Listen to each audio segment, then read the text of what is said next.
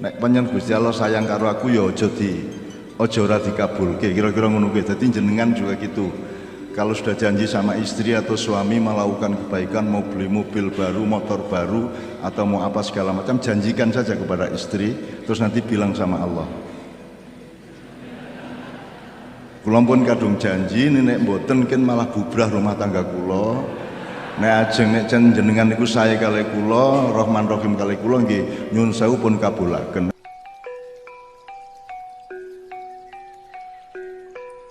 Kita apa jenenge napak tilas secara akademis intelektual mengenai Idul Fitri. Jadi kalau ucapan Idul Fitri yang orisinal dari Rasulullah itu taqabbalallahu minna wa minkum taqabbal ya karim, itu sudah ada sejak zaman Nabi. Artinya kita bertemu bersalaman dan hatinya terbuka, saling memaafkan agar supaya semua kehendak baik kita oleh Allah dikabulkan pada Anda maupun pada saya atau kami. Itu yang pertama. Nomor dua, nahnu na'udzu minal aidin wal faizin, itu kalimat ketika pada bulan Ramadan menjelang hari raya Rasulullah pulang dari sekitar 215 km dari kota Madinah setelah melakukan atau setelah mengalami perang Badar yang luar biasa dahsyat, di mana pasukan Islam hanya 313 orang prajurit yang juga bukan benar-benar prajurit tapi seanak-anaknya wong lanang. Oleh Allah diberi kemenangan melawan sekitar 1.100 pasukan sekutu dari Mekah dan lain-lain. Pasukan sekutu ini dalam arti yang sebenarnya. Nah, tahap kemenangan dicapai itu menurut saya merupakan contoh bahwa kita bisa menempuh hal yang sama. Jadi kalau melihat pasukannya, maintenance perangnya, ketangguhan sebagai prajurit, itu pasukan Islam pasti kalah. Itu pada bulan Ramadan, yaitu perang Badar. Tapi kalau melihat bahwa orang Islam itu hidup tidak sendirian, tidak dengan dirinya sendiri, tapi juga dengan Allah dan para malaikatnya, maka ada kans untuk tidak kalah. Maka Rasulullah mengucapkan satu kalimat kepada Allah dan satu kalimat kepada prajuritnya. Kepada Allah, Rasulullah mengatakan innama tunsuruna wa turhamuna wa turzakuna bidu'afaikum. Kepada pasukannya dia mengucapkan itu.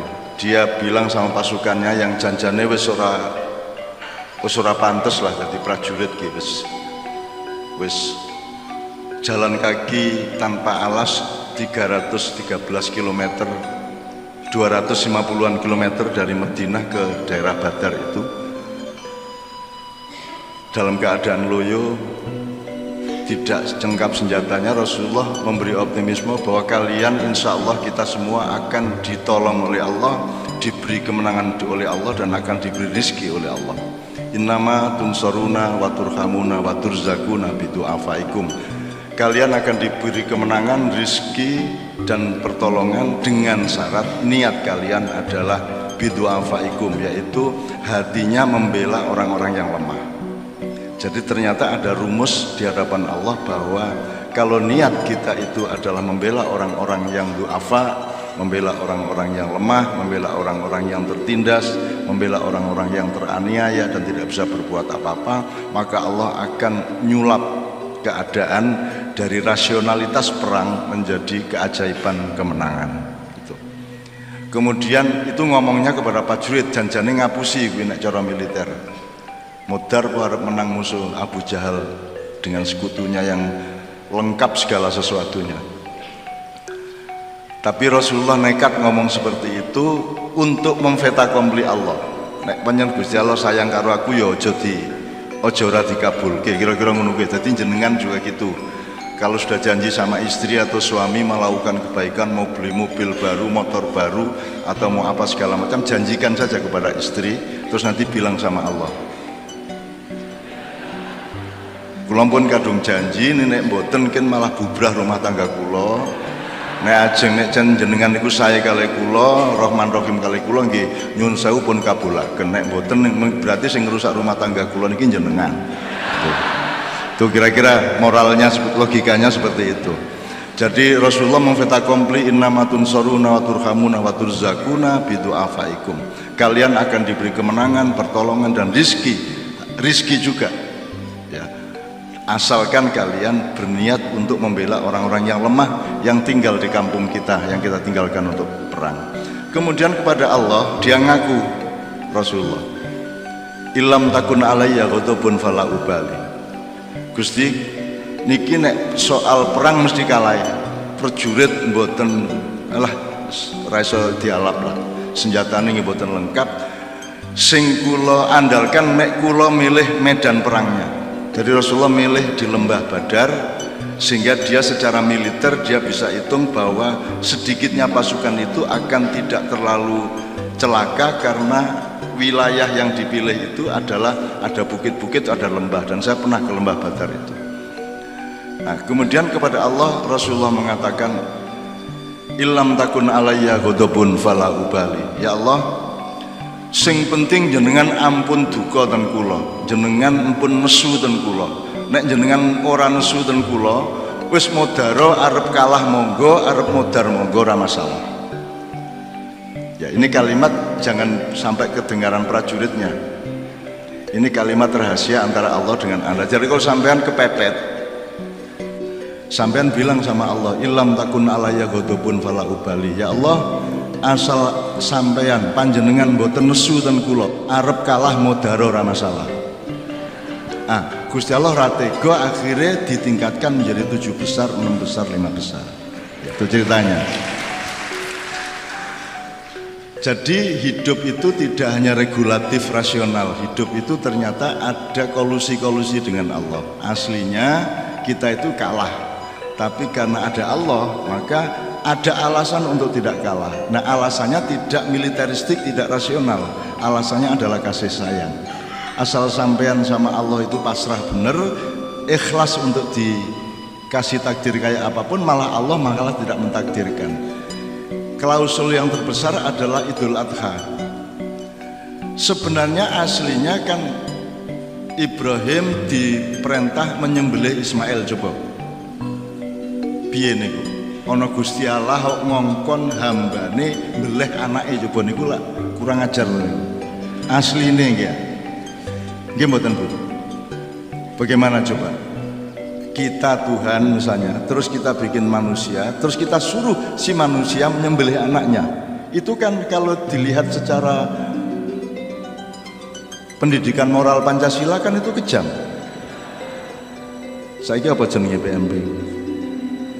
Sekitar PMB yang jenenge ganti-ganti ra masalah. Indonesia ini kahanane ora ganti, sing ganti jenenge kan gitu. Sekarang PSK, dulu WTS, sebelumnya Londe, sebelumnya Begenggek, sebelumnya semono lah. Janjane padha wae. Jane ya meng maling disebut koruptor ben rada terhormat sithik, janjane ya meng asu maling kan gitu kan. Itu ya nyun sewu ini. Oke, saya teruskan supaya saya tidak berkepanjangan. Saya teruskan. Ternyata ada klausul untuk mendapatkan ridho Allah dan kemenangan dari Allah di dunia maupun di akhirat, yang jalannya bukan transaksinya, bukan transaksi rasional, bukan transaksi militer, bukan transaksi teknis, birokratis atau apapun, tapi transaksi cinta. Rasulullah mengatakan ilam takun alayya ghadabun fala ubali. Pokoknya angger jenengan mboten nesu teng kula mati mboten napa-napa. Ikhlas kula kalah, Islam modar sak donya ora ana Islam, kula mboten masalah. Sing penting jenengan ampun nesu teng kula. Itu kan satu dialog yang sangat private, yang sangat individual, sangat personal antara Rasulullah dengan Allah. Itu asal usulnya seperti itu. Oke, saya teruskan.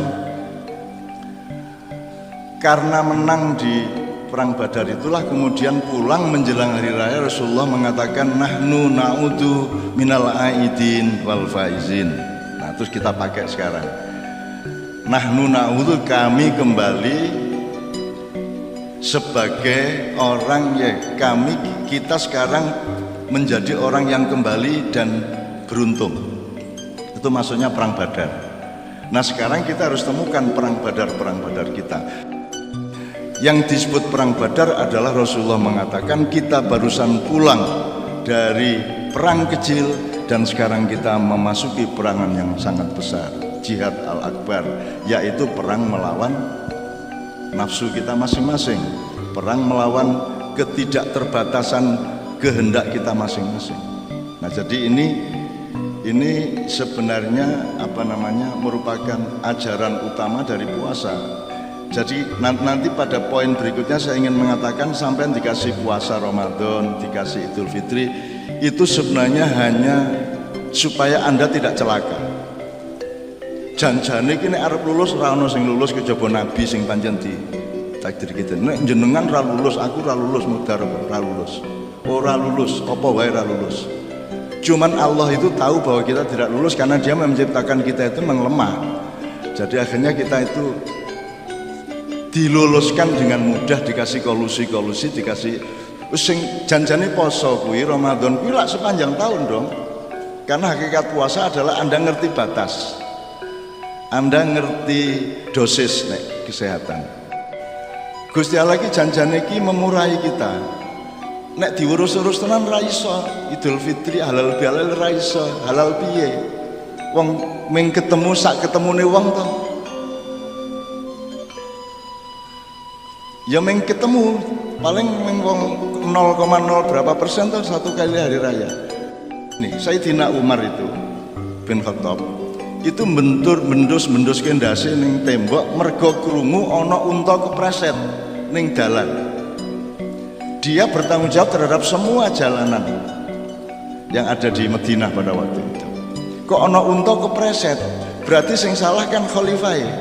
Akhirnya dia bentur kendase ning tembok karena merasa bersalah kepada unta. Jadi nek hari raya Sayyidina Umar itu lho njaluk ngapura tenanan karo rakyate. Lah di Indonesia malah open house. Malah rakyate dinteni kon njaluk ngapura. Lah rakyat salah apa? Rakyat iki wis angel. Dan sampai hari ini tidak ada permintaan maaf resmi presiden kepada rakyat. Tidak ada permintaan maaf resmi dari menteri kepada rakyat. Orang. Jadi orang yang ora lulus aslinya mlebu neraka. Tapi Allah sangat murah. Allah ngalah wis ora apa-apa. Sing penting kudune kowe poso ki terus, ora mung ngono ora mang. Nek mung ora mangan, ora ngombe sedina ki rasa menungso, kewan ya iso. Itu bukan prestasi puasa Ramadan, itu mengelekke bahwa Anda itu butuh membatasi diri, butuh mengendalikan diri. Hidup itu melampiaskan atau mengendalikan, dan manusia diberi akal, yaitu alat untuk menentukan atau meregulasi apa saja yang harus dikendalikan. Kalau hewan tidak perlu mengendalikan diri karena dia diremote oleh para malaikat atas izin Allah. Jadi malaikat, binatang, alam tidak ada yang berdosa. Yang berdosa manusia karena sudah dikasih remote control sendiri dengan akal sehatnya, sekolahnya, kuliahnya, tapi dia tidak meremote apa yang harus diremote, bahkan melampiaskan apa yang seharusnya dikendalikan, dan kadang-kadang malah mengendalikan apa yang seharusnya dilampiaskan. Itu sebabnya ada matriks, ada wajib, ada sunat, ada halal, ada makro, dan ada itu untuk menentukan regulasi mana yang harus dibatasi, mana yang boleh dilampiaskan. Jadi manusia tidak lolos sebenarnya. Aslinya iki ya poso itu ya sepanjang hidup asline. Ning Gusti Allah yang gawe menungso iki lemah. Al insanu mahalul khata wa nisyan. Manusia itu tempatnya salah dan khilaf atau lupa. Wis angger lali wis beres, ora masalah mau lali kok. Gitu loh.